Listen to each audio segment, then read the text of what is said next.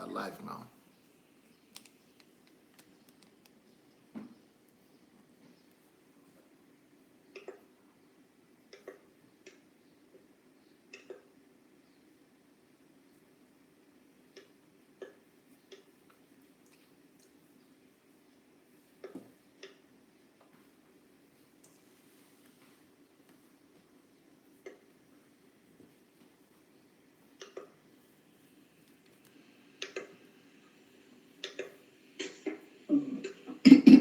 Let's not forget. We're on, so take care.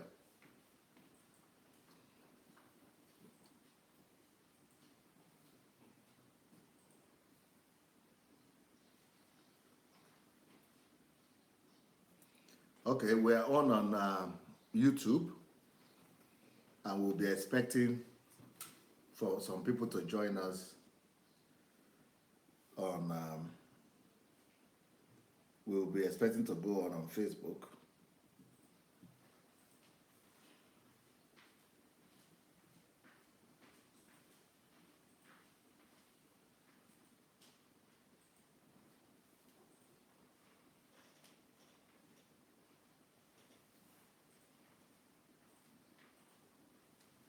So much evil going on in this country.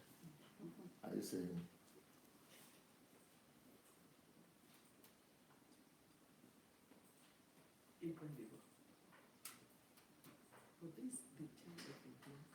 Nigeria.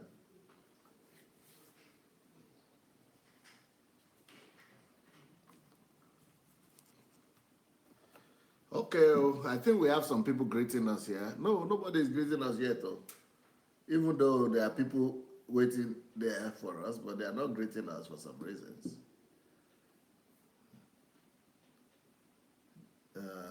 Okay, Deola has decided to break the jinx. So Deola is greeting us. She's the first one out there. And now we can go to Facebook. I think we're on Facebook already. It's, some people are writing me also all the time, almost every day. Someone is writing me to say they are grateful that they are alive at this time. So, and most of them will always refer back to the thing that is going on now. But most of these people are people who are already over 40, in their 30s, in their 40s, and in their 50s, in their 60s. So what they are saying is that they believe that what is happening right now, what we are doing right now, is the modern day reformation of the church in Nigeria, in Africa, and worldwide. That they are happy to be alive at this time. So the first question I'm going to ask you is, why are people excited like that? I mean, I'm talking about 10 people a day. No, I'm not going to allow you to talk. Let me greet our people first. Adeola Disu on YouTube, welcome. Sarah Adai, welcome. Idera, welcome. Now I'm going to Facebook. Let's see who is there on Facebook. And welcome. Let me welcome them. Okay. All right. On Facebook, I have Pastor Nero is here. Bishop is here. Sheyi is here. Bisi Ola is here. Amor is here. Prosperity J is here. Justine is here. Samara is here. Please, let's all go ahead and call our friends and relatives. Let's go and invite all of them back to come and join us in this session. We are going to be discussing issues bordering on the Nigerian church and the cultic tendencies that are right now, overwhelming our consciousness and the church life of Nigerians. But now I want to go back to you, Victor. Yes, sir. Who are these people? What category of people are thinking that this is the revival and the move of God they have been waiting for, that they never knew this will happen in their lifetime? Yes, sir. And why are they excited? What's making them to be excited about this thing going on? Thank you for asking me such questions, sir. If again one should go back, through what one has been taught and through life, and one understand the concept of enlightenment, if one would, let's say, put together and also use something like the allegory of the cave, when someone encounters light and begins to wonder, oh, this way I've been living all this while. So it's one thing if it has never happened in history before. It's another thing if something like that has happened and you can go back to history and you can see something like this has happened before and you're like, oh, it's happening all over again. It's happening again. So you feel so blessed. You feel so grateful to be a part of that time when it is happening. But only the only set of people that can experience it really are those who have seen the light, those who have been enlightened, those whose face have been unveiled, those who have been released from the bondage of religion, those who have been set free and understand their freedom, those who exercise their liberty, those who are not restrained, those who refuse to be held back by dogma, those who refuse to be held back by the beliefs of the past, those who have now seen the truth and are running with it, those who have read on tablets as per the one that has been written in their hearts, those whose eyes have seen the light, those who light has shone upon. These are the people who can really appreciate what is happening at this moment. And they can appreciate it better because there's a benchmark against which they can pitch what is happening now. There's a benchmark, which was, for instance, in 600 years ago in the days of Martin Luther and what he did, the Reformation. And now they can see that those who, the Reformation again, lost its taste like the sword that lost value like the sword that lost taste, and became what it was reformed from. So now there's a new move, there's a new wave, and they can see, they have experienced it. So now they're able to look back and say, wow, this must have been what was happening across Europe then. And so it's happening in Africa now. And for so many people that have been under this bondage for so long and now can see, they have something to appreciate because they can see exactly what it used to be when they had not seen this light. So they are able to appreciate it. No, but why the excitement from these our people, Africans and Nigerians, that they are thinking that in their lifetime?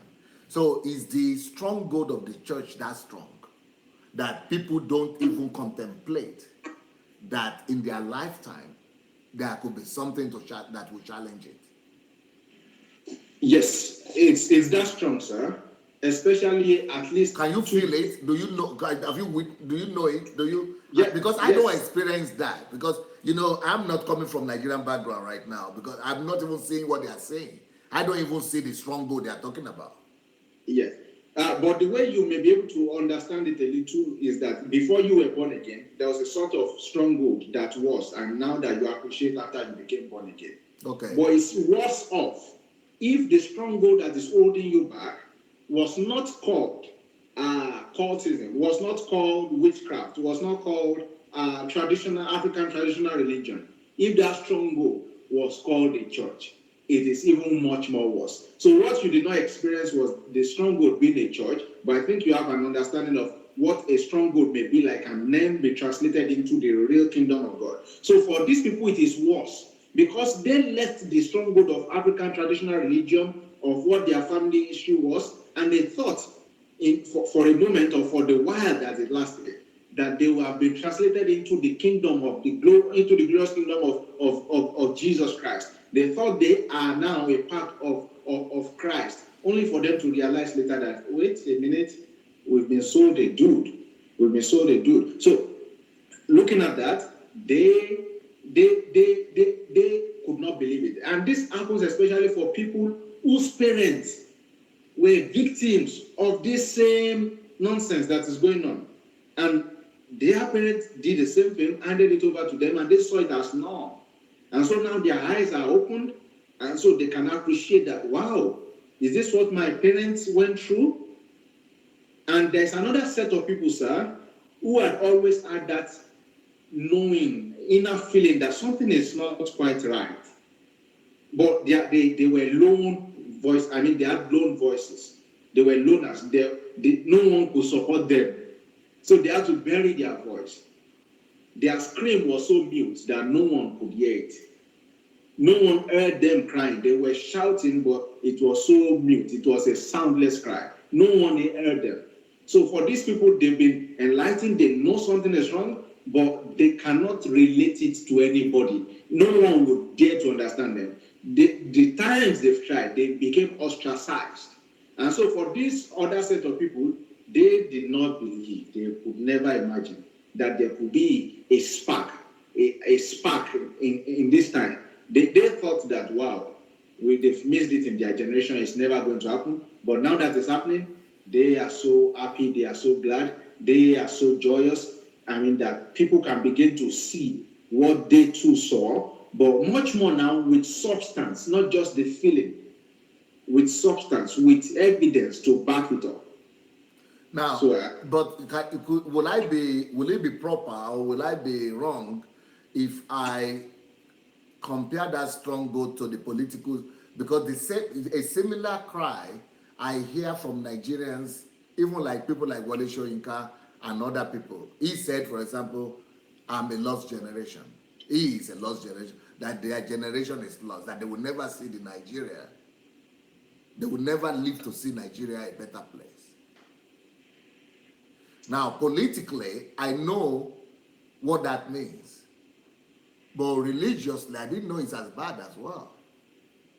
But right now, thinking about it, I'm thinking religion might even be worse. Religion is worse. Religion is worse in the sense that it's as though right from the time the baton was passed, those who got the baton started on the wrong foot. And so it got wrong from there. They were running in the wrong direction, even though they were running with all power, muscle, and zeal. They were running against the tide. They were running against the direction that God had set. So now things got haywire, and it's now like we've gone too far. Now we are trying to retrace our step. So that's why you can hardly convince them, because they feel they are doing all of this thing with their might, with their energy, with their zeal. They think they are running so hard for God. But you know, the Bible describes them. It says the labor of fools wearies them all, for they do not know how to go to the city. So I think from the moment that those CMS guys, those Anglican guys came into Nigeria and brought Christianity, the set of people that got it from them there had inserted a lot of syncretism into it. And so from that point, the value of Christianity was lost. Now, one could understand the point that Christianity had some stronghold to face when it came. But the question would be, how did the Anglicans build schools, even though there was witchcraft? How were they able to build hospitals, even though there was witchcraft? They did that because they didn't place so much attention to this. They were operating by the superiority of what they had and who they had, of who they were. They operated within that confines and that concept. So, but the Africans that took it from them at that moment, especially the ones that took it from the likes of Ajayi Crowder and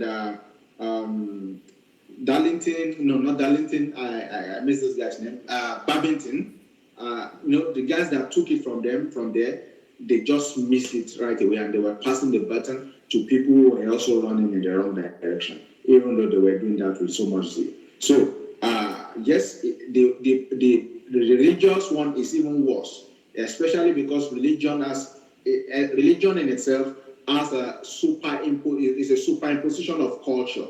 So it superimposes whatever its ideas are over culture. So when there's a syncretism and there's no and the right values are not in a religion, it superimposes those wrong values, those wrong ideas, those wrong mindset on such culture.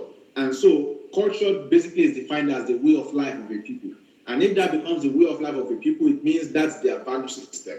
So anytime they will build any system around that life, that the foundation upon which those systems will be built is already faulty. And so such is what we have, for instance, with our political class. I asked one question today: how many people dare to question in Nigeria? You find out that just a few, or probably none.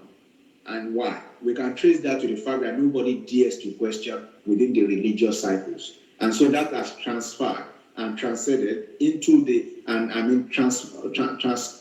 muted into the society where nobody asks questions. So you find out that the political space also is operating without questions. So nobody dares to ask questions. People just come and all we do in campaigns is just shout, make noise. We have some hype man shouting. Nothing. Nobody is asking real questions. Nobody does town hall meetings to discuss real issues. Why? You find the root in the fact that in religion, you are not allowed to ask questions. Now, so these people, what point could somebody get to now say, we thought that in our lifetime, we will not see the normal church again in Nigeria. We thought it's lost. We thought this is the way church will keep on going. Yes, for someone to ever say that, it's one of two things, like I said earlier. It's either the darkness had been thick, and so when they now eventually saw the light, they never believed something like that could ever come. They had maintained the status quo. They thought this was all that it was ever going to be. The second set of people are those who have seen something better.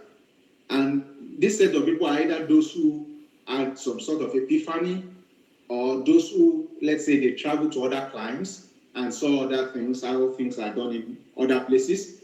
And so they have another standard against which they can measure the church in Nigeria. Let's say someone who has been to the church let me use, for example, Singapore, or the church in Korea, and has seen a different system, and comes back to Nigeria, and the system is all the way it is. So, and it's just like, is this ever going to happen? Is there ever going to be a revolution? Is there ever going to be a time that love will be the substratum of the church? That person now, when he now begins to see this movement, will now be like, wow, I never thought this would ever come in my lifetime. I never thought it would come in my lifetime. So the fact that such a thought could come shows the extent to which we who have become hearers, who have become encounterers of this truth, of this light, must do our best to spread this message, because there are a lot of people out there still waiting to encounter this light, and they too will be saying, wow, we never knew anything was going to be different, because this was what we're born with, this was how we've lived our life up until now, this was the future we envisaged. We never knew there was something better. And right now there's a presentation of different facts, presentation of truth, and so it's people are meeting the truth, and the truth is setting them free. So that's why people are exclaiming that way. They never indeed expected it. But there's another group of people that are saying that the religious power that be in Nigeria, they have become untouchable. So much that somebody wrote me now and said, you have dared to walk in a place where angels dare not tread, by going to touch the likes of Adeboye or Yedepo and people like that, that you know, nobody does that in their normal sense.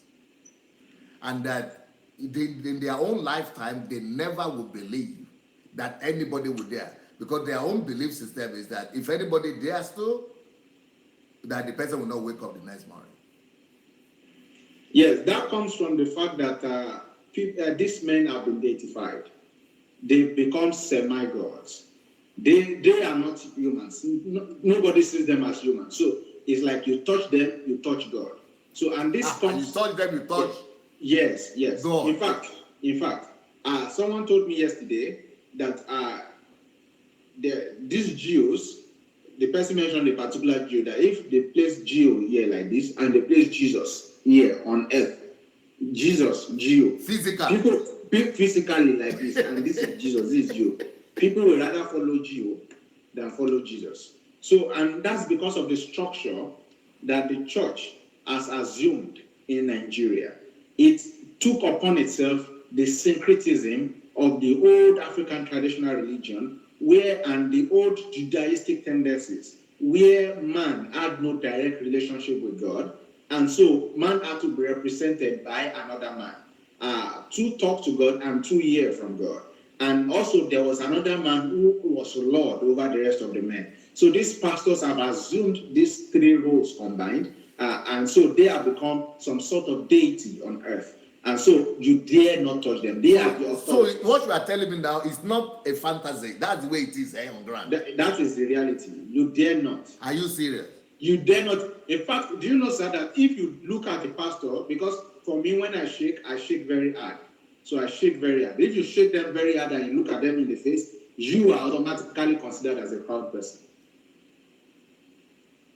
Who are you? I mean, that's to talk about even getting the chance to be able to do that. Because the way you'll be so disenfranchised and so ostracized, you will never believe that you are a human on their level. You will never believe. Are you serious? Yes, I am, sir. No, but I want you to think back in Nigeria, or to when you were in Nigeria. Does it feel like that? Yes, sir. Or you are just judging from what you have heard?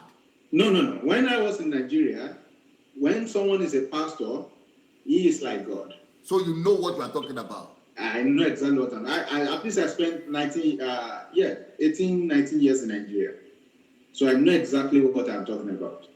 So when someone is a pastor, and especially those of them who operate within what they call the prophetics. So that's why you hardly find a Nigerian pastor now who is sticking to just teaching. Because anyone who is just teaching, he's not powerful, he's not going to have members. Nobody is going to deify him. So that's why they're always trying to operate in the gift of power demonstration and all of those. So especially those of them who do that, they are just like God. They are deified. They are worshipped. You know what they call Orisha? They are like Orisha, one Orisha of their own. So you dare not operate with them at the same level. That's why you find out that you find an 18-year-old boy who just started ministry. And maybe at this point, no one will want to question the calling of another person because those are personal, and the fact that everyone, in fact, has the mandate to share the gospel. But you find out that an 18-year-old boy just started ministry. You find out that as long as he is the pastor of that church, the 73-year-old man will still be calling him daddy. 73-year-old man. Because at that point, they have assumed that there's something called spiritual hierarchy. And so it doesn't matter how much you walk with God all your life. The moment this person takes assumes the role of a pastor, he automatically becomes king over you. So I'll give you a story now. When I was in Crimea, there was this guy in the church then who I was the Bible study coordinator, so I was a leader in the church.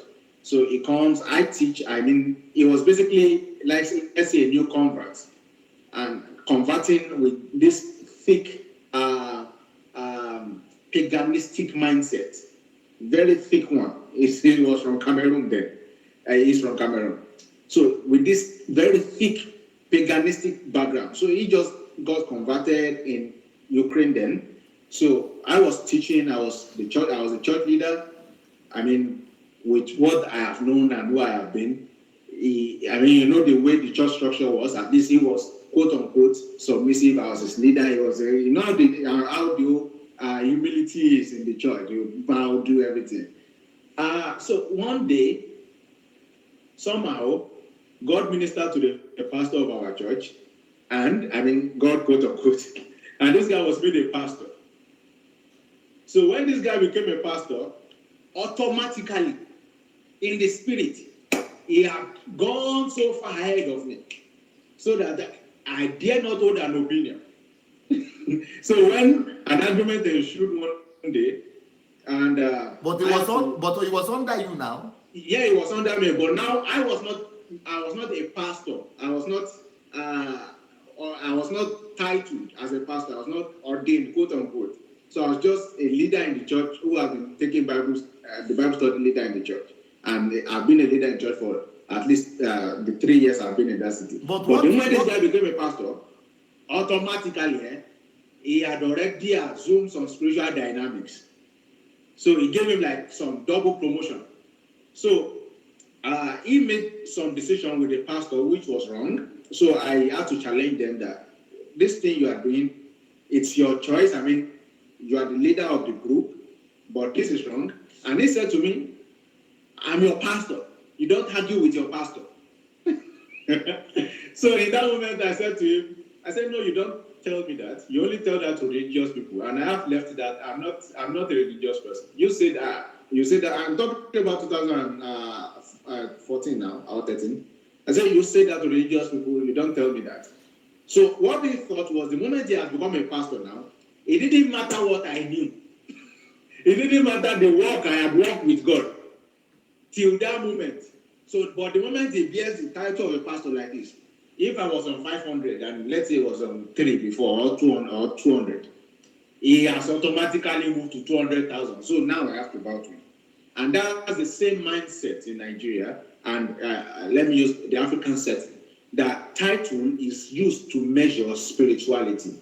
And so that is why people do not have a belief in their own walk with God on a personal note. So once someone comes with a title, that person automatically intimidates them. And that's why you see that the only title we seem not to have had in the African setting is Akpo. And I'm waiting for, very soon maybe we'll have that.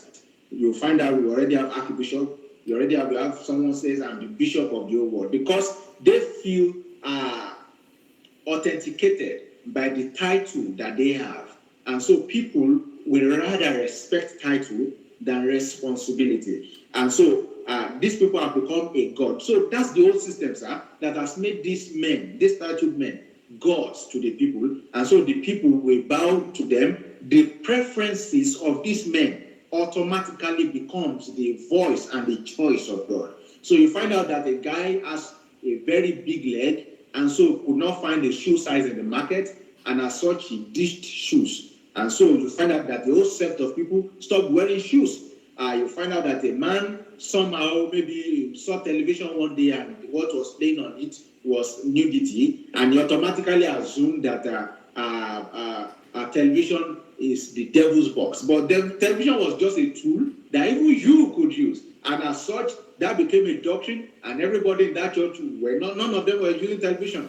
In fact, we have so many children who were beaten, battered, and probably their self-esteem destroyed just because they could not have access to television. And those guys are a part of my generation now. And so if they are seeing the light, you can understand why they are saying that I never knew that in my generation. Because this was happening at the same time technological advancement was happening in the whole world. And someone is bringing a doctrine of no television. So you find out that the powerfulness of these guys has gone to the extreme, to the point that their opinion, their preferences is easily passed as the word of God, unchecked, uncountered, unaccounted for, unbalanced, nobody challenges it, nobody questions it. So these guys are so powerful. They are so powerful that in fact they control the fiber of the nation, because everybody who is in that nation is, when I use everybody, I mean majority of the people is in one way or the other looking to be filled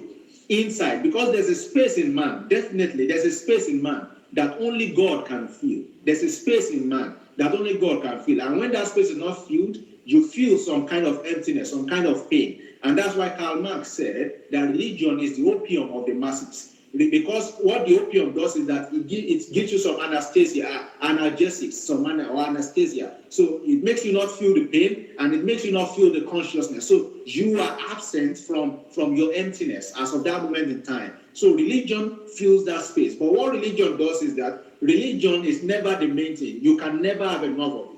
So as long as people are looking to be filled in that empty space that can only be filled by God, religion seems to be the platform that offers the opium that fills them. And one thing with opium is that it is addictive. So you come for more, it expires, you go for more. So you have a dependence on that opium. So Karl Marx who ordinarily should not have been listened to. Karl Marx, who should have been a rejected prophet, especially because of the utopia that he had promised, and the USSR debunked such theories, and every other place where socialism or communism. Sir? Or communism was practiced. Communism. Every other place where communism has been operated, and we've seen the failures that it never indeed brought any utopia. Karl Marx should never have been listened to. Karl Marx should never have been relevant. But the church right now has made Karl Marx a major prophet, because the truth of what he said about the church is what they are now living out. Because now Karl Marx said that the religion is the sun around which people revolve, in as much as they do not revolve around themselves. And the only reason why man should revolve around himself is because God is on his inside. Because God is on his inside. So he needs not to be looking for God in the space. He needs not to be looking for God in buildings. He needs not to be looking for God in any object. He needs not to be looking for God through any medium. He ought to just look inside. Because right now, God is in him. God is in his mind. God is his being. God is his existence. God is all he has. God is all that he, in fact, is. So these churches in Nigeria have made people not to even realize the God in them. And so if they do not realize the God in them, and somebody is saying we are the God, therefore they idolize these people. And that's exactly what we have. And that is a major pointer and a major landmark that you see, sir, in occultism. And so that's why we are wondering now, is the church a cult? Is the church a Judaistic assemble? Or what exactly is the church in Africa now? That is the question we're asking. And so for many people who have received that answer and are back to the base, back to the root, and the root of which is love, loving God, loving people, the root of which is love, they can now exhale. They can exhale. A sigh of relief and say, oh, thank God, finally we got a real deal.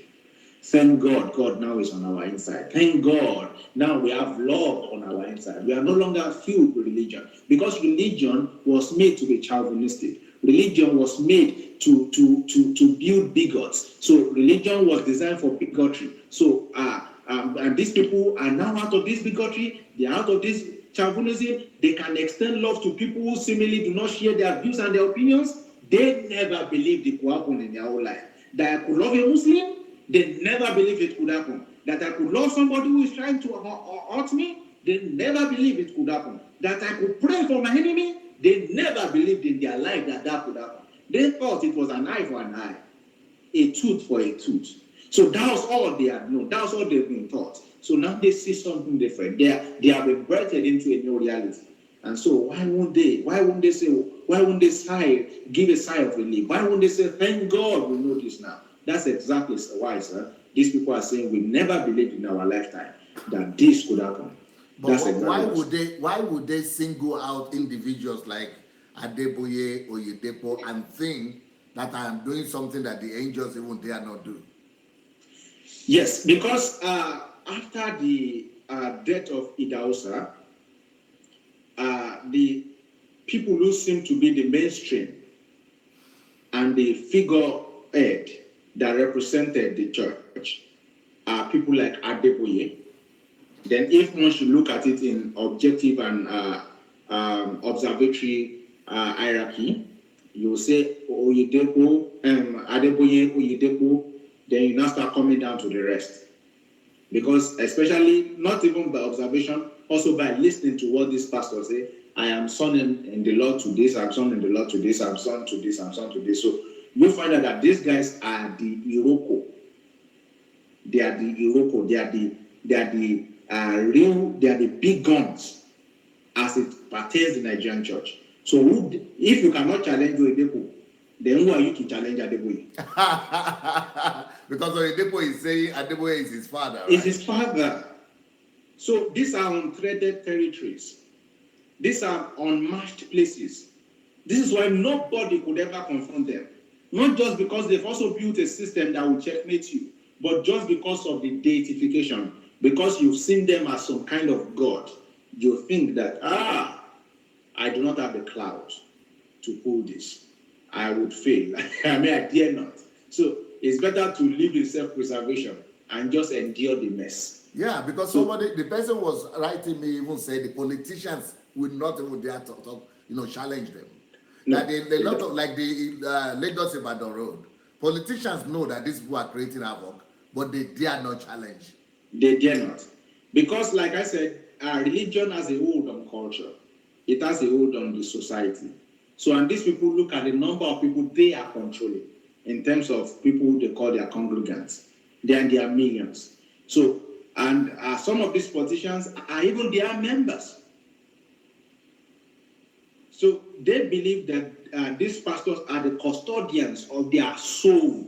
And so that's why someone like Adelaja is saying, my own destiny is just to take you people to heaven. So I have your soul. I just want to take you to heaven. So nobody wants, they believe that if they lose Adelaja or something like that, it's synonymous to losing God. So they would rather not lose Adelaja and just swallow the mess. And you see, we now have a society that is too heaven conscious that they become of no earthly good. So they do not even realize, they do not even know the concept of not just the kingdom of God, but the concept of heaven. That heaven is where God is. And if God today will dwell in hell, hell will automatically become heaven. So if God dwells in you, heaven is in you. If you dwell in God, you are in heaven. So they don't even understand this concept. They see heaven rather as some sort of destination. And if heaven were to be a destination, none of us would ever reach it. Now, so when somebody now is telling me that just by correcting Adelaja and pointing out things that are wrong that he's doing, by saying, how dare you? What is coming to their mind?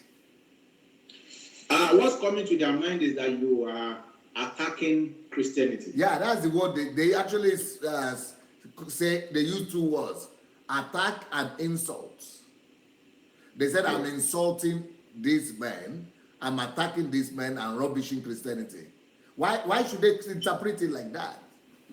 Because there's no concept of personal relationships, sir.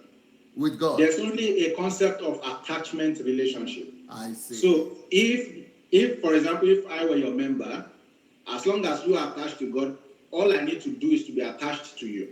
But and that's why you see posters like, devil keep off, I am a son of Oyedepo. But that's not Christianity now. That is paganism. Exactly. So that's why the question is always valid. So what do they think? What do they think has God? So they sincerely believe I lost my mind, though. Yes, they do. That something has happened to him. Yes. So they don't believe that anybody in his normal sense will challenge and correct all these people we are talking about. No, they do not. If the person is in his normal mind. No, they do not. Who are you? That's the question. As big as Baba is, you are now ordinary here. Especially if they now know when you started your ministry. So if they are aware that is it not just this year ago? Is it not just 3 years? You guys just started ministry 2 months ago. They do not think you are qualified enough. But you will find out that these are people who either have no idea of scripture. No, what do you mean qualification? The only qualification is the truth. These people have no idea of truth. They have no relationship with the Bible. Because you would expect that they read scripture and see that Paul challenged Peter. And see that Jesus challenged the Pharisees. And as much as this is a dichotomy people do not understand. They do not understand that there is a difference between the dispensation in which Jesus was born and the dispensation for which Jesus was born. They fail to realize that Jesus lived through and through thoroughly in the dispensation he was born. But while living in the dispensation he was born, he lived for the dispensation for which he was born. So, what do I mean by that? As of the time Jesus was born, the religious leaders, the people you would consider Adelaja like this, were the Pharisees and the Sadducees. So how dare Jesus challenge them? Jesus had the authority of the truth. because that's what John chapter 1 tells us, that it was full of grace and truth.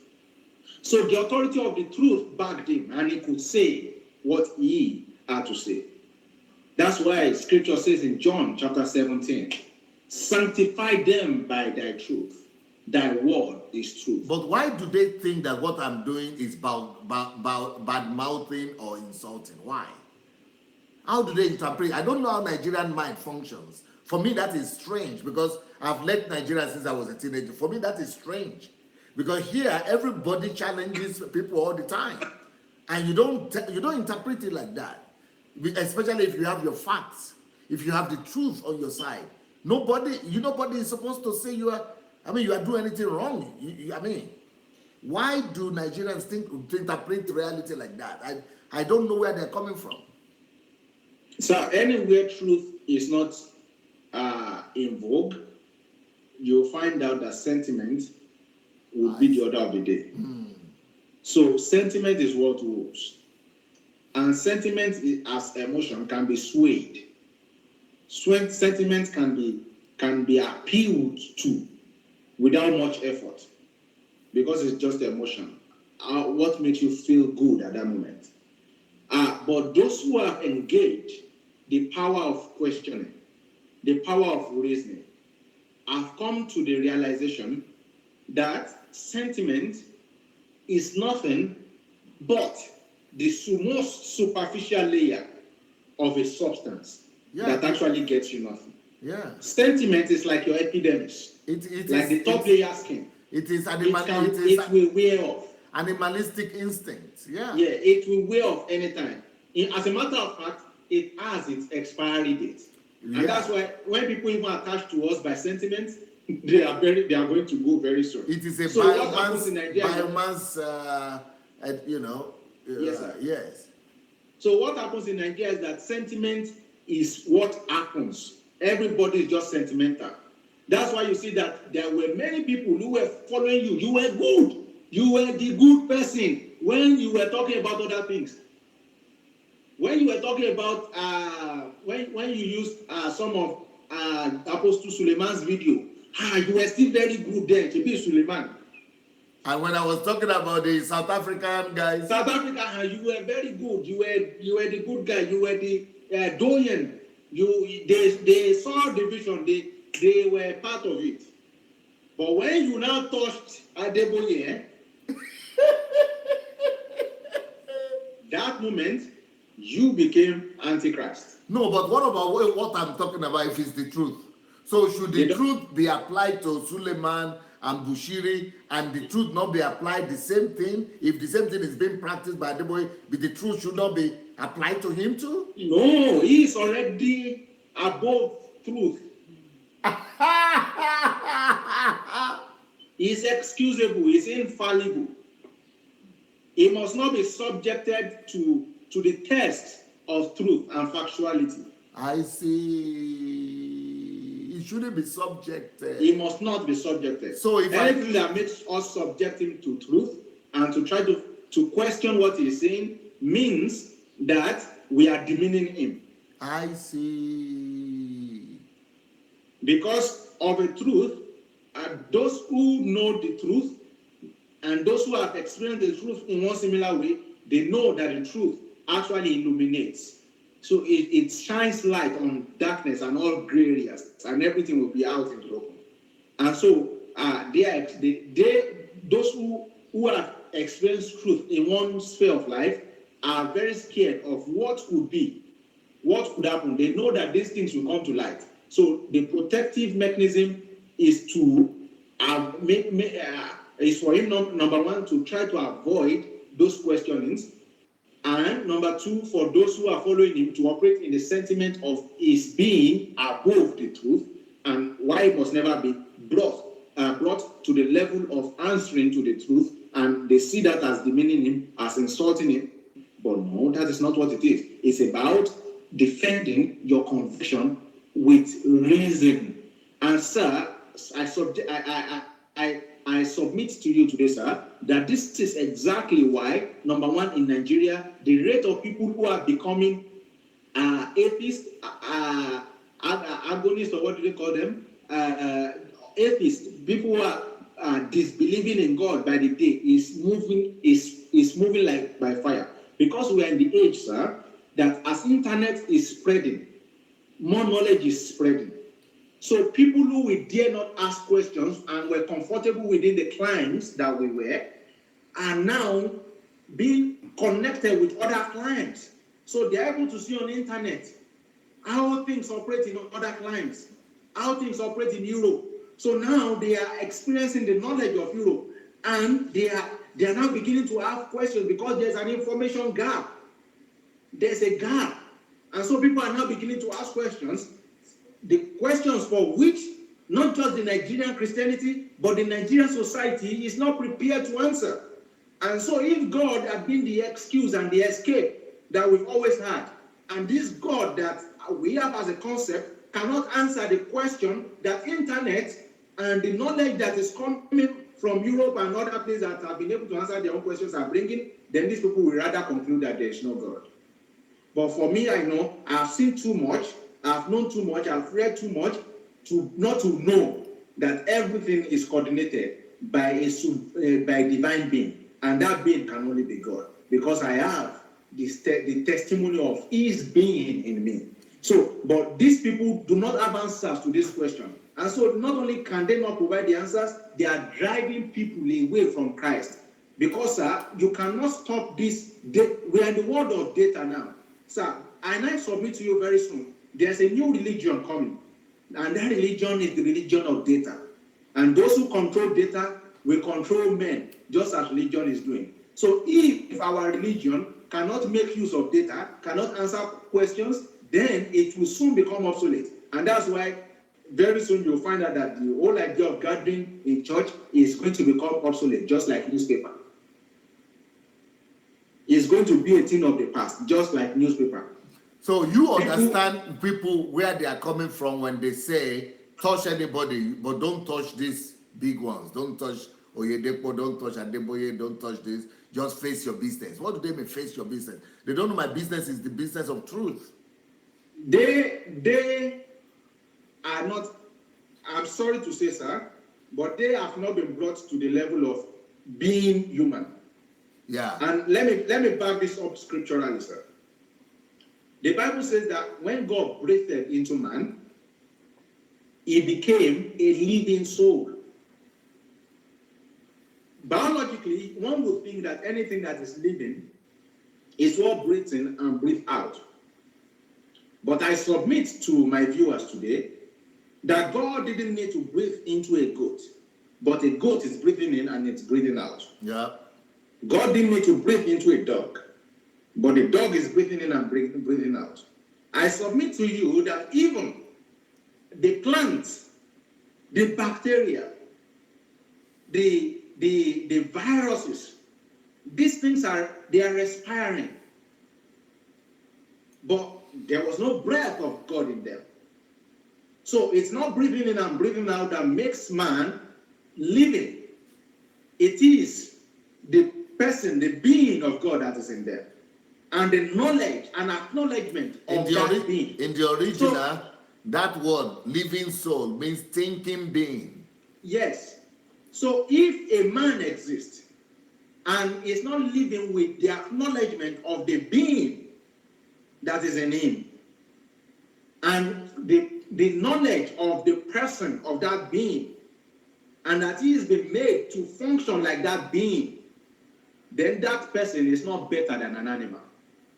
Because again we see that upon the death of Jesus and his resurrection, the Bible recorded that there came a strong mighty wind, just like old times, and tongues of fire upon them. So the wind came again.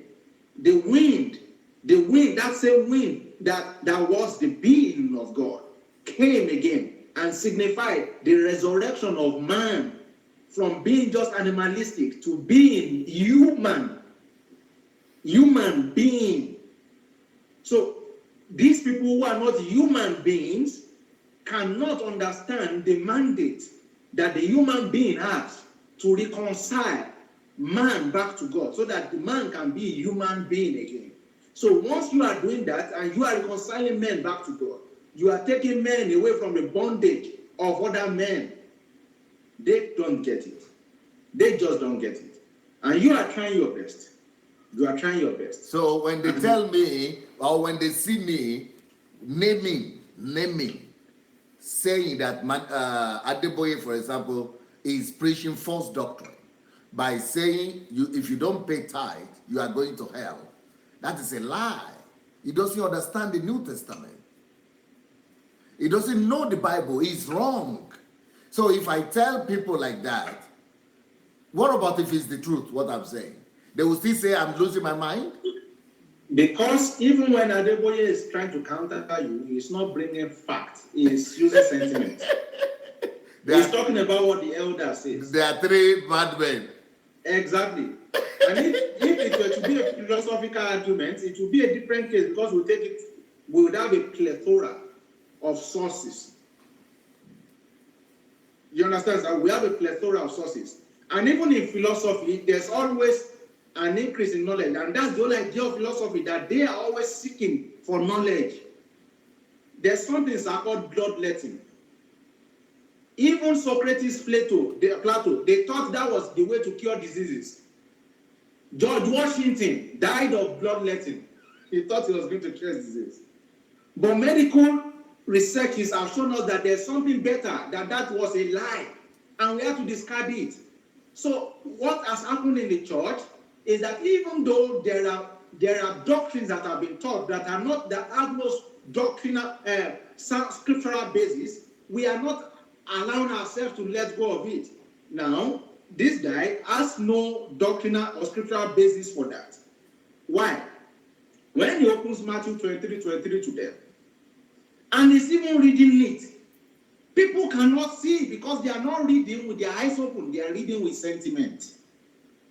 So he's reading to them, you ought to do this. That's you ought to pay tax. And do the weightier matters of the law. He now focuses on you ought to do this, you ought to do this, you ought to do this. But if someone were to read that verse, he will see that what he started it with was, woe unto you, you Pharisees and teachers of the law. For even though you pay tithes of meat, of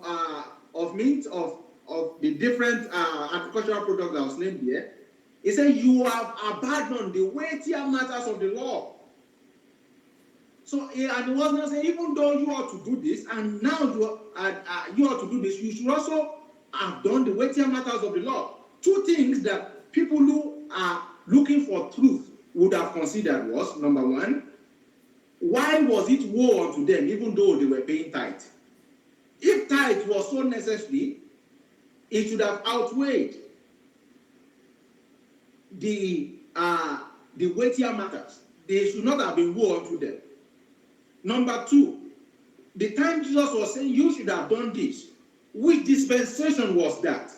People should have asked questions. Were those guys Christians? Was Jesus a Christian? Was Jesus living in the order that he has created for us now? Who was Jesus talking to? To the disciples or to the Pharisees? Were they Judaizers or were they Christians? So, two things have been put out there. Then, number three, people would have tried to question what was the substance of the tithe that Jesus was talking about. Was it money or agricultural produce? Number four, people would have been able to question who are those that were meant to pay tithe and who were those that were excluded. Because I did not see that a miner was asked for his tithe. I did not see that a builder was asked for tithe.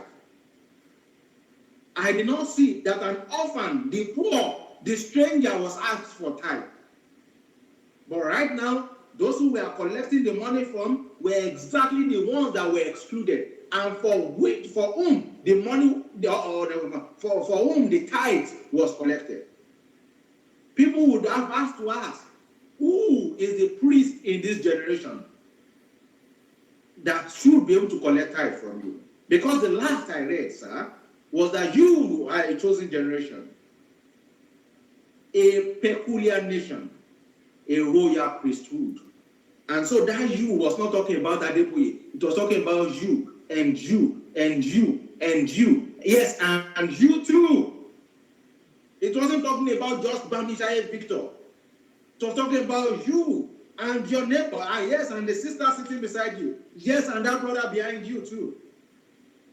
He was talking about the man you met this morning, that young boy you saw in the evening. He was talking about that old woman you saw this afternoon. He was talking about the so many multitude of people you are going to encounter for the rest of your life. The priesthood was not reserved for one person as it used to be. The priesthood is for all.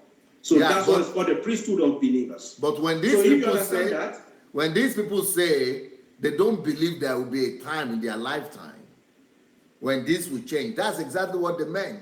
That there will be a lifetime, a time in their lifetime when all that will change. That it is not just that that this man will be challenged. Yes, they never believed this man could ever be challenged because it had become a system. They had built a niche for themselves. Who could challenge them? They were almighty. These guys they still are, at least to a very large extent. The only problem is that there's an elephant in the room now. There's an elephant in the room. I heard they banned the recording of videos in those churches. So people are getting to ask questions, and that's the only problem. And it will not end. It will not cease. Okay, why do they always conclude that you are rubbishing the church, you are tearing down the church, you are destroying Christianity by talking about those few men? Because when I was talking about others, it was okay, I was not destroying Christianity. Now I'm destroying Christianity. How? Yeah, because these guys have power. They have the resource, they have the people. So there are many more people who would rather fight for them. So if those who you were talking about and people were not talking before, it's because they did not have such resource. If they also have such resource, they will be shouting the way. No, but why am I destroying the church? To a European mind, people here or in Europe, in America, they will be saying, thank you. You are purifying the church. Thank you. Thank you. You are, saving the church. You are salvaging the church. But why will a Nigerian person say what I'm doing equals to tearing down the church or destroying the church? So do you remember when David was to go fight, and many of his battles he always had to consult God? Mm-hmm. And many times to consult God, they had to go through the priest. And even when the priest was not around, he consults with a medium called the ephod. Yes. But we now live in an age where the ephod and the priest don't matter. So what has happened is that these guys have become the ephod and the priest that we ought not to have. So once you are slamming the ephod and say this ephod is not necessary, and they are still living in Judaism, they will tell you, no, you are destroying our channel to God. And that's exactly what is happening. But we are just wondering who will show them, who will tell them, how will they see, who will enlighten them that dispensations have changed. Okay, what about people saying use another method? Maybe what you are saying there is some truth in it, but you don't do it the way you are doing it. There are two things I will say to those people, or I'll start with the first one. Which is it now that we are just getting to understand this thing? If it is now, then this is the method that came with the understanding. It comes with the package. That's what came with the package. We don't know any other method. But if there has been this knowledge before, that means somehow somebody has been using a different method before. Yeah. And it did not achieve any result. And let's try this one out. Give us the benefit of doubt. Because what has happened is that we are now having a scenario of the old prophet and the young prophet. Yeah. And so God has given you a mandate, but someone is giving you a new suggestion. If God wanted you to use a different method, yeah, you would have known from the beginning. Right from the beginning. Because naturally, no one wants to pitch himself against powerful people, as powerful as they are. Especially with people you have reference, for whom you have reference and with whom you have history. And relationship. You don't want to do that. So for you to do this, not only is the purpose greater than the process, but it shows that it's not about you. And you are ready, you are just a willing servant, ready to die for the cause. And so, number 3, one thing is that once a need is seen, one reason why people identify need is that they are the ones to fulfill that need. They are the ones God has prepared to fill in the gap, usually. So if it is you that you are seeing a different method, you use it now. Use that method. Everything will be working together hand in hand. So use the method, maintain the message, use the method you know. Let us use the one we know. So the world is not world. The sky is too big for everyone to fly. And one thing you are in fact not doing is that you are not even going to their churches to seize microphone from them. You are doing this from the confines and convenience of your platform. You did not go to any of their and you know they're on Facebook. No, you did, but you didn't go there to go and start a live program there. Do you understand? So anyone that has a different opinion about how things should be done differently could as well do it differently and build their own system around it. And there will be people ready to support them and to help them make it work. So that is my belief, that's my opinion, sir.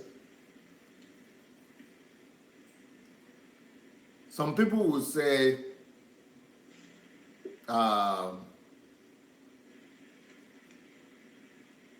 like I've already mentioned it to you, that you are destroying the church. I don't get that. What is destroying church?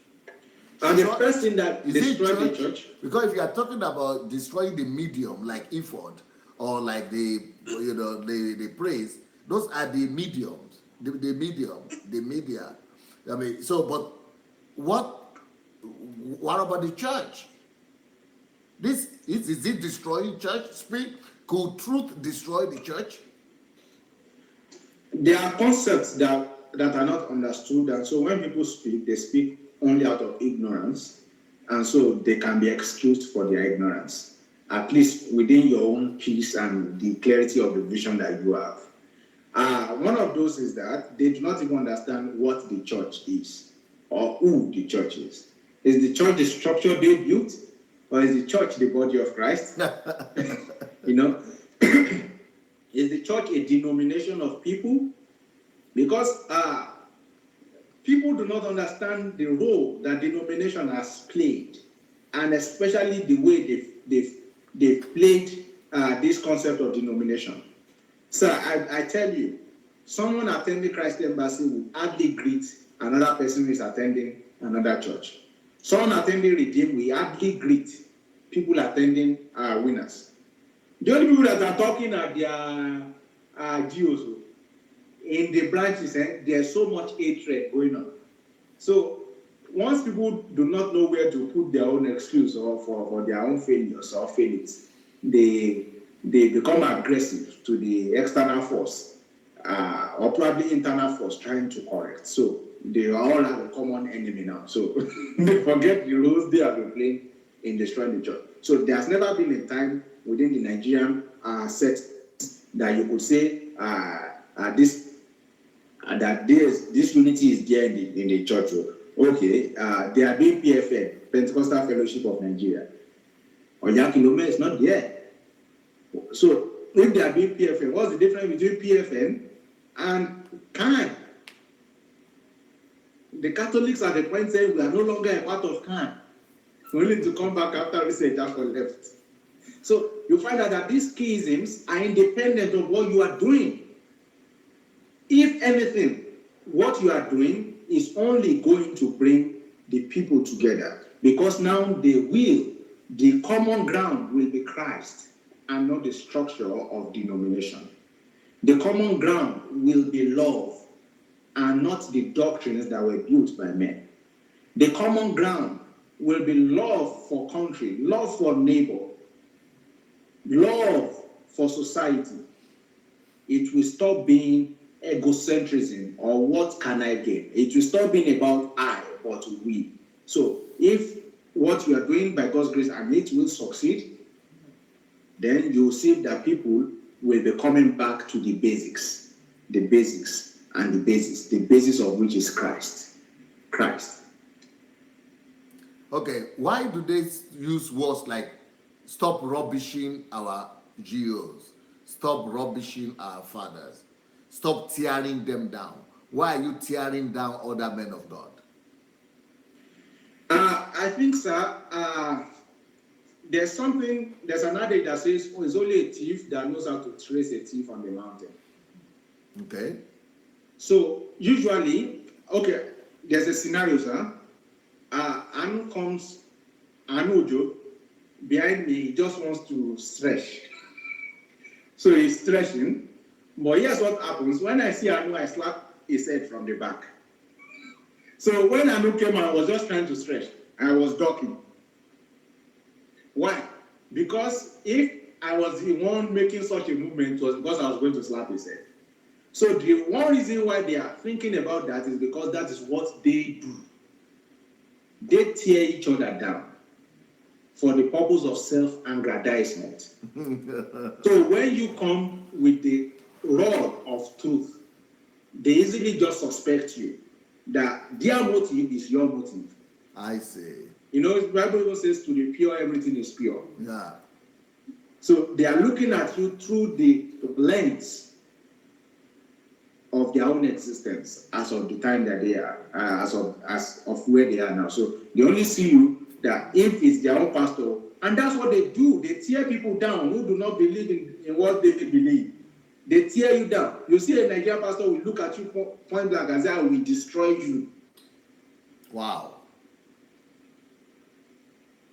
Just because you do not align with their beliefs. Wow. So that's why the only thing that can make sense to them is for them to still see you through the light too. Otherwise, they would have been guessing that maybe, just maybe, you are correcting for the right reasons. Okay. But they can't that way. Yes, so they don't know that I'm actually restoring the integrity of the church. They don't see that. They don't see that. They see you attacking. Okay, good. Then the next question. Yesterday, I don't know if you were able to watch. You called in yesterday, right? I think. Yeah, I called you yesterday. Okay, but I don't know if you were able to watch the program itself or not. But you have an idea of what I'm going to say. Yesterday, I took time to explain to people that what we are practicing in Nigerian churches is actually sorcery. Yes, sir. Sorcery. Because we mesmerize people. We astonish them through the testimonies, through miracles, through grammar, through show, through comics, just anything that will make people to be submitted to us. So that the goal of those mesmerizing and astonishing is two things: to make them surrender their willpower to their humanhood to us, to them. So which means those people become slaves to them. It's enslavement going on. So that the people will rather say, you are the one who is great. One human being telling another one that you are the one who is great. I am just your slave. I'm just your subject or your follower, or whatever they call it, your member. But you are the one who is great. So worship of man by man, all right? So that is the first goal of every activity that they are doing in church that is, making all those things. Okay, number two reason is for them to be able to take more people's money. So two things. For people to say they are great and give glory to them, and for people to surrender their money to them. Anytime those two things come together, that is called sorcery. So that, first of all, let me ask you, do you think that is accurate with what we have in African church today? Exactly, that is exactly what it is. That is just a description of the average African church today. Idolatry simply is defined as the worship of anything other than God. When anything takes the place of God, it's already idolatry. And sorcery is only a medium towards idolatry. So anytime anything raises itself, that's why strongholds raise themselves above the knowledge of God and His Word. So when anything raises itself or themselves above the knowledge of God, that is idolatry and sorcery in place. You can see an example in the book of Acts through a guy named Simon. And the guy was already mesmerizing people.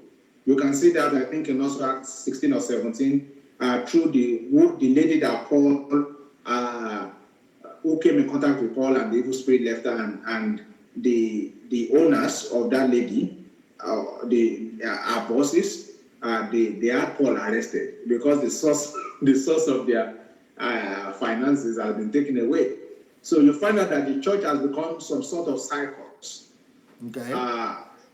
where people are mesmerized to the vain glory of whoever is leading that circus, and to gain money.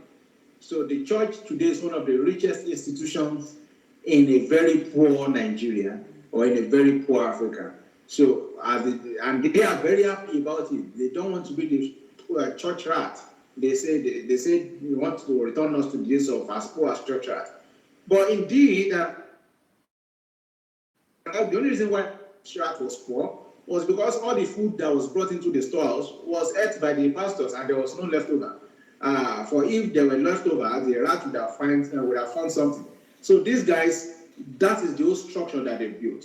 Self-aggrandizement, and they will do anything for self-aggrandizement. They will do anything to be known. They will go any length. They will fake miracles. They will kill. They will do just about anything. They will blackmail. Exactly. Shut you down. Exactly what was you, ostracize you. Exactly the same thing that was motivating Simon. Yes, because all Simon wanted was more fame and more money. So that's why I said to them, this thing you are using, give it to me. I will pay for it. But is it not today the same thing when they say, come and sow into the anointing? This gift of God, come and sow into it with your money. Bring your money and you will get the gift of God. Same thing. Yeah. Merchandising the gospel. They are selling God. They've made God a product. God Almighty. They've made him a product, packaged him and labeled him, and are selling God. But what about what Jesus said that freely have you received, freely give? They do not doubt the first one, sir. It's the second one that is a problem. So they can receive for free? And they can receive for free. But to give? And how will they give for free? They can't give for free. And they can't give for free because what they are giving is not the gift of God. Yeah. Because a lot of people are so fixated on results and on what has been achieved that they think that the mere fact that someone can perform some sort of miracle means that that person knows God or is of God. But if people actually read their Bible, they would have seen somewhere that when Moses threw his rod down, the magicians of Egypt did that too. You know, they would have seen it that the demonstration of power is not the authentication of the spirit. It is not. Power can be demonstrated by just anybody who gets it from just anywhere. The authentication of the spirit is in liberty. So that's why the Bible says, wherever the Spirit of God is, there is liberty. And let's not forget that the Bible says that, and you shall know the truth, and the truth shall set you free. You know what, guys? I think we should all go and share this message right now. Please, everybody that is watching this program on Facebook, on YouTube, please go share the message. Share. Let's go share this message. Spread the word. This is a very, very important truth and message that's going on right now. So now, after you have explained all these things to me, you know the question that's coming to my mind. Yes, sir. if this thing is as bad as you are saying, so now I want to begin to ask the same question those people are asking. Is this thing really possible in their life, in this lifetime? It's happening. To change? It is happening already, sir. The move is already on. The move is already on. Okay, let me then ask you another question. I have a friend in Nigeria. His name is Tunde Bakare. He's been with me here several times. He's a good friend. He's supporting me, and I like him. I'm supporting him also. He's a great guy. But people are always write to me and say Tunde Bakare has done a lot in this sense. He has tried. He has spoken, but that they don't understand why is this one going viral, and his own just made people to hate him the more. And to just like he almost, maybe he didn't give up. He couldn't say they give up, but it didn't lead to this awareness that we are talking about. What is the problem?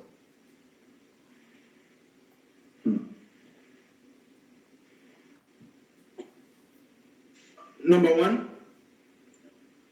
I didn't get to listen to what he said or he has said about this, so I could not really make the judgments. I can't make the distinctions. However, one thing I know that backs what you're doing is the fact that you are not just talking out of sentiment. Okay. Which I think is a general Nigerian trait, that people get sentimental about stuffs. They know it's happening, but they just come and say this person did this, this person did that. But you are providing evidence. So you are showing people that this is how it is happening and this is why it is wrong. So with that, and many of these people experienced, they were alive, they were there when this thing happened. So it's not like maybe you formed it. It's not a drama. And there are videos, there are evidences, recordings to support. Exactly. So people are now able to see that, wow, this is it. So when you show those things, I now show the evidence of what the truth is in the Bible. So what you are doing is evidence-based. Not just because you feel like what they are doing is wrong, or because you just want to talk about what they are doing is wrong. So, and I think that it's a general Nigerian phenomenon to just want to talk. To just talk about how you feel at one particular time without clear strategy, without providing evidence. To give Tunde Bakare, the benefit of doubt. That's a strong point. Without practical strategies. Yeah, without practical strategy. And methodology. Yeah. And showing evidence, not just to say it. Because anything could be alleged. So you are not empirical allegations. Empirical evidences. Arguments based on empirical evidences. Yes. So it's evidence-based. So it's not like you are alleging. You are not alleging that pastor said this. You are not alleging that I know there was a time, in fact, there were some write-ups, especially from this book by, is it Daily Manor, right? Right. No, Open Heavens. Okay. That they wrote some things. You said, no, I don't want to show any written stuff. Right. Because you said anybody can write this. Yeah. You were saying, I'm not doing vendetta. I don't want to show what, it's not to, the goal is not to just bash them or the goal is to show people that this is how it is. So that's why you particularly use audio visuals. So they are not just hearing the voice, they can see that the voice syncs with the movement of the face and the masticatory muscles. So the mimic is there, you can see it. So I think that played a major role. So it's not just you alleged, it's not just you said, and it's not just a one time and you kept quiet stuff. Okay. And you touched so many angles of the same thing. You came from church, you came to syncretism, you came to how to overcome demon, you came to paganism, you went to Mormonism, you also went to plague of silence and offering.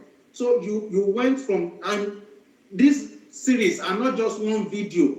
They are 20, sometimes 30 There's even this one that I'm doing now, the review of this one. You know, we've not even gone through any of those series. There are about, in this particular video, there are 27 videos. The one I was going to do earlier, there were 52 videos. Wow. That series I was going to do 52. And that is 52 times how many hours each? Yeah, at least 2.5, at least, at the very least. So 52 times 2. No, 2K. I said 2.5 at the very least. Because we are talking of something that entered 3-4 hours. So that is 100 hours. And 100 hours is what you need to get a BAc. Yeah. In any university in the world. So you are saying that there is a method. Yes. To this work. Yes. It's yes. not just a sentiment, something I give an interview. No. Because that's what Nigerians do a lot of time. Once a month or once a while, I just, got angry and give some speech, blast everybody, and everybody is talking, and that's all. Everything dies down. And I can remember this thing, at least that I've known you, it's been 3 years coming. At least it's been 3 years coming. And I don't know beyond that 3 years, but at least that I know. And I know that even before you actually started it took at least 1 month to gather a lot of materials before a lot of people started volunteering to even start sending you materials when they said. And I remember a lot of people, when you started, they were firing you. No, but thank God they stayed a little bit longer. They are the ones who are sending you videos now. Because you are able to show that it's not sentiment. I'm not just trying to fire. No, that's not the motive. The motive is to show a lot of people and to get them free. Because anything that does not allow you enjoy your personal relationship with God, if it's in a group of 2 or more, it's already a cult. Okay, you mentioned 2 things why you think that this move is different and is effective. You said the methodology, but that's the second one you mentioned. But the first one you mentioned is that this is argument-based or evidence-based. Okay. What makes Nigerians just sentiment-based rather than evidence-based? Why is it that people like Dino Malaye will be applauded? Why is it that people like, there's one half-caste like that, what they call him? Bruce. Yeah, that Bruce guy will be applauded in Nigeria. Why is it that the one that is just the lawyer that is just appointed gave a job in Lagos by APC now? Festus Keyamo. Yeah, why is it that those kind of people who just make noise and make some declarations and just shout and go up and down, why is it that they are the ones who are popular in our country? Why is it that we don't have people who are methodological or methodical in their approach, strategy, and more, proof and evidence, argument based rather than sensational, emotional basis like that? Well, the whole structure of the country is based on sensationalism. I see. And so I think probably you were the one, correct me if I do not quote you right, you said Nigeria, a giant with a thinking problem. Yeah. So I think that's a problem. We have very few thinkers. We have beyond even thinking, we have very few people who dare to ask questions. Okay, for example, look at the time. Okay, go ahead. Yeah, people just go with the flow of the moment, what is happening at that moment. People have no recourse to history. They don't, in fact, as early as what happened yesterday, our people have forgotten. Short memory span. Very short memory span. Very, very short. People cannot even believe that in 2014, Nigeria was already sliding into what it is now. People have forgotten. People forget. What happened yesterday? Okay, why are people always asking that's why me? they just move with it. Why are people saying that? Who is paying you?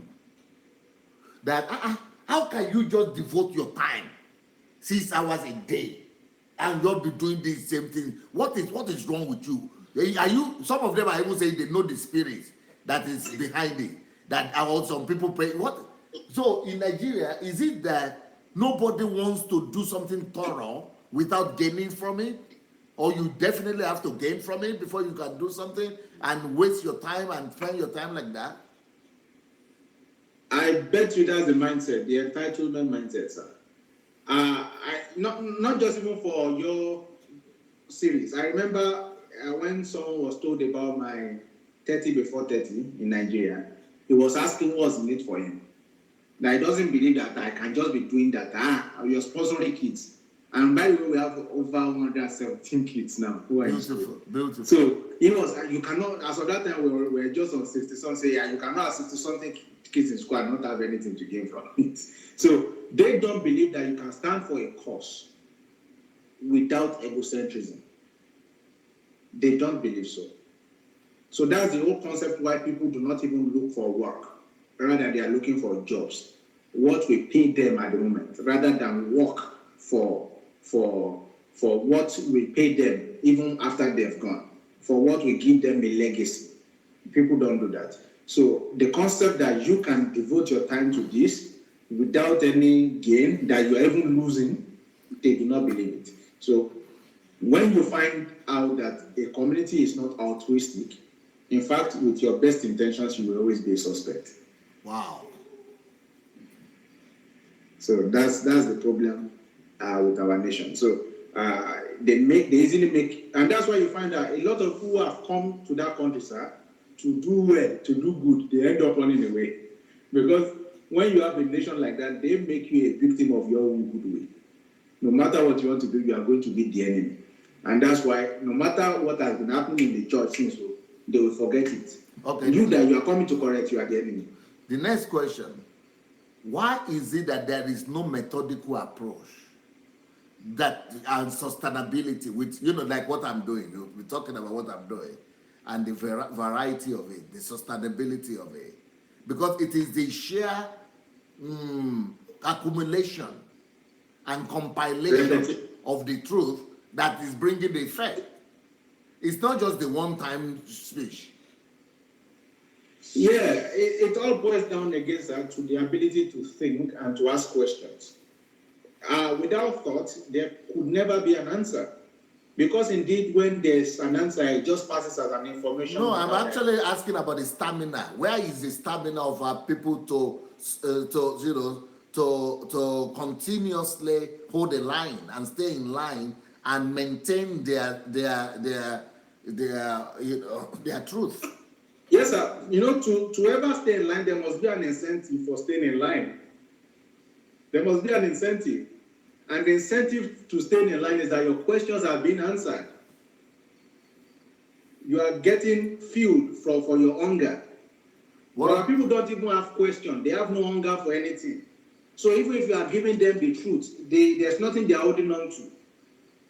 So they cannot stay in line because they have nothing to stand for. No, I'm talking about people, even other people have been speaking something on the other. Okay, for example, yes, but one pastor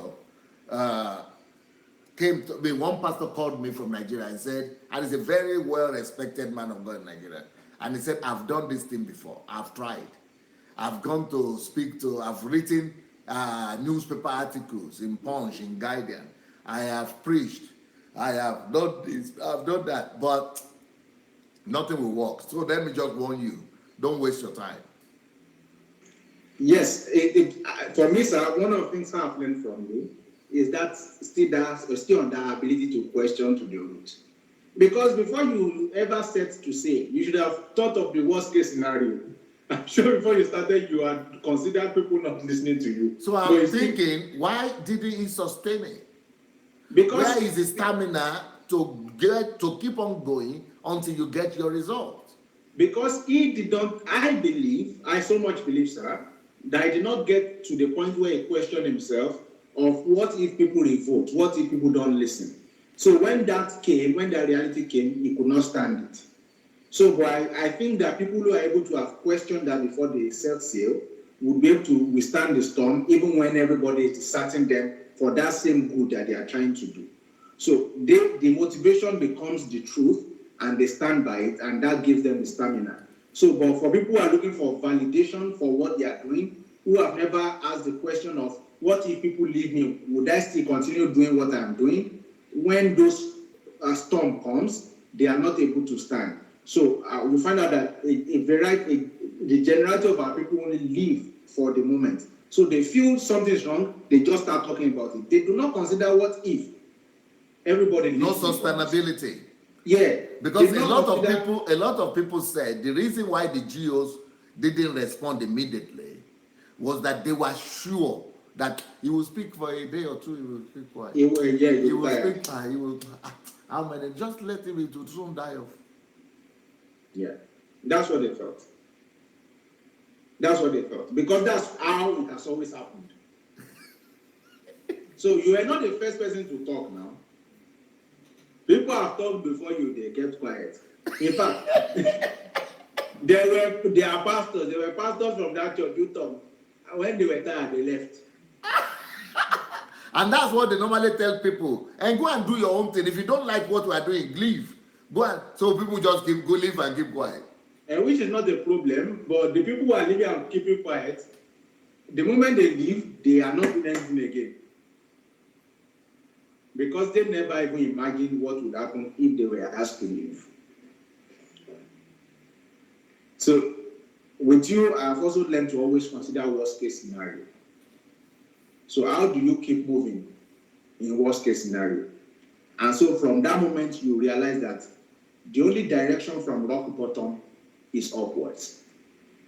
It's only upwards. When you are rock bottom, it's only upwards. So, when you understand that, for you, everything is plus. Everything is just addition.